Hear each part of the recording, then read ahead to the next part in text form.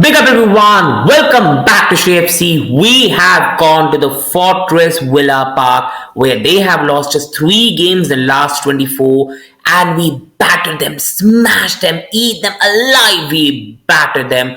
What a win, what a performance, and finally the happy Shrey is back. We have won a game and finally I'm doing the 5 things learned on a victory which has been rare occasion this season, but that was such an important win. We are now in the FA Cup round of 16 where respectfully we play Leeds United in the round of 16. So hopefully we go to quarter final. We are in the final of the Carabao Cup. So we still have a chance for 2 cup trophies in such a disastrous season. That doesn't excuse for a pathetic job Poch has done this season. But finally he played the right lineup. The lineup was correct. We played such good football. Enzo Fernandez, world-class free kick. Caicedo was good.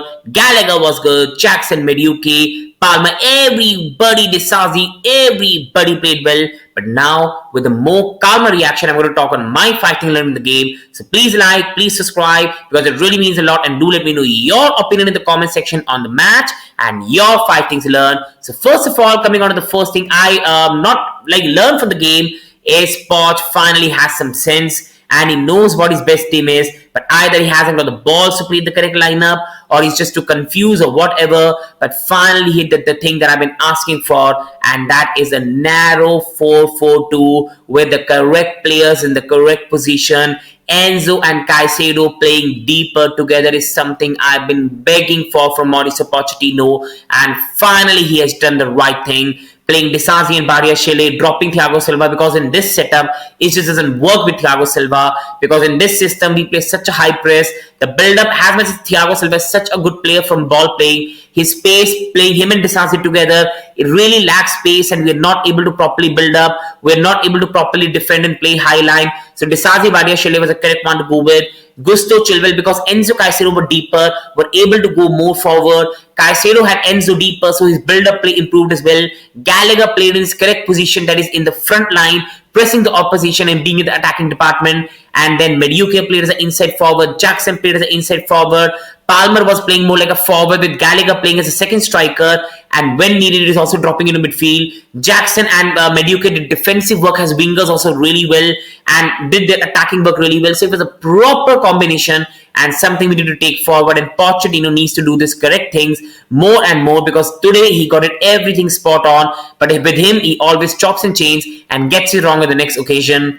Coming on to the next thing that we learn is Enzo and Caicedo are finally playing together in a deeper role and they work well. Now this is something we haven't learned, because I've been saying this on the channel since Caicedo was played as a lone DM and Enzo played as a number 10 against West Ham, that this is wrong by Pochettino. This is embarrassing by Pochettino. I've been saying it. I've been defending Pochettino on this channel, but I've been saying I don't like him playing Enzo so higher and Caicedo so deeper. So this is a thing that I haven't learned, but finally my manager has learned and hopefully employs it going forward. These two work well together.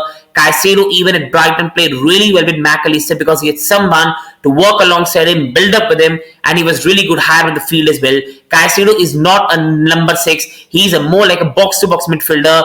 Enzo is a proper deep-line playmaker who loves to do his thing from the middle, create, have the ball, play well in the build-up and then go forward, and these two need to play together because it really helps the team in build-up play, attacking, creativity, maintaining possession, and finally the manager played them today in the right position. We were playing much more narrower in a 4-4-2 and we battered Aston Villa midfield. We did not allow them even have sniff, and that did not allow Mourinho and Cash to get in the game. And Aston Villa forward line was isolated, wingers were isolated, midfielders were put in a split by Enzo and Caicedo, and everything just worked to perfection. Absolutely spot on, but it's just about carrying this on. And now coming on to Conor Gallagher, and finally he was played high up the field. In recent weeks he has been playing as a right centre midfielder, Enzo has been playing as a LCM, and Caicedo has been left alone as a DM, which the managers got absolutely wrong. Today, Conor was playing very much higher up the field like a second forward. Enzo and Caicedo were deeper, which allowed Conor Gallagher to do his pressing work like he did against Manchester City, like he did against Arsenal in a 4-4-2 should be improved against Arsenal. He really helped the midfield as well when needed. He came back. He helped Enzo Caicedo in transition but forward, he helped us win the ball back. He pressed the opposition so they were not able to easily play from the back. He pressed their midfield as well, which never allowed them to play their game. And attackingly, he was in the right position at the right time. And finally, for a guy who used to score so many goals at Crystal Palace, at Chelsea, he has been really bad in front of goal. So that was a much needed goal. And he had a very, very fine game today, Conor Gallagher. So good game. And finally see the reward of playing the player in the right position and the team working really well as well. So that was fantastic to see. And that brings me to Nico Jackson, and that was a super performance by Nico Jackson. Absolutely superb. And I've been saying for a long time when Armando Broja was here, now he's at loan at Fulham, that Jackson is a better footballer than Armando Broja. In the box, Jackson might not be your best, but Jackson has still scored so many goals this season which he doesn't get credit for.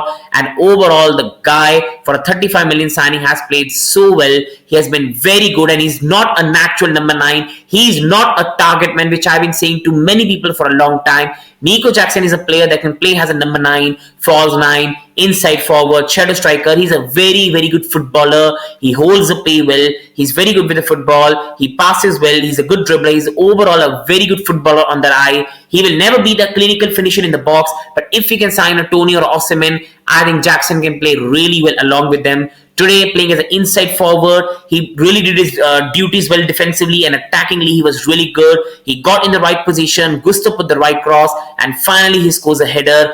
In the box, Jackson will always be frustrating. He'll miss a 5-yarder strike and then score from 20 yards. That's been his season so far. But overall, his play was really good today. And if this side has to play at their best, and if Nkunku comes back in the team, then Jackson has to also along be with him, because his pressing, his intense work is really important for the team, even if it means not playing Raheem Sterling, because at the moment, I don't even want to see Raheem Sterling in the lineup. So fantastic as Jackson today, defensively, offensively. He was absolutely fantastic today. And that takes me to Noni Madueke, and he was absolutely outstanding today, Noni Madueke, and he has been growing really well. For this, I have to give Poch just a bit of credit that he has handled Madueke really well. From earlier in the season when the attitude problem were coming in, he has handled Madueke really well.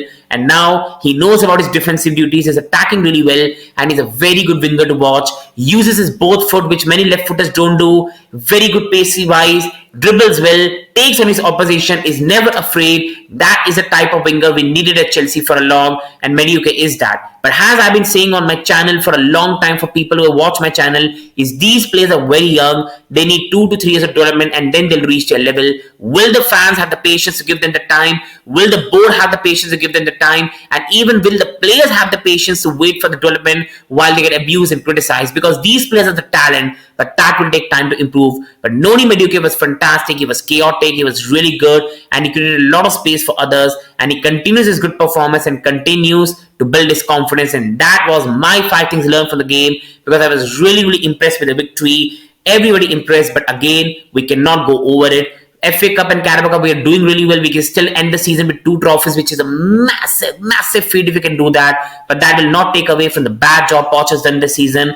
And that will also not take away from the disaster season we are having. We need to now build on, go to Crystal Palace and win. And then let's hope we put a good display against Manchester City and then win the damn cup final. So people, please like and subscribe. Big victory. Finally, we all can sleep happy. 5 o'clock at my place and have to go and work at 9. But I love my team and will do anything for it. Please, people, do like, do subscribe, do support the channel. Thank you. Wishing you all the best. Thank you.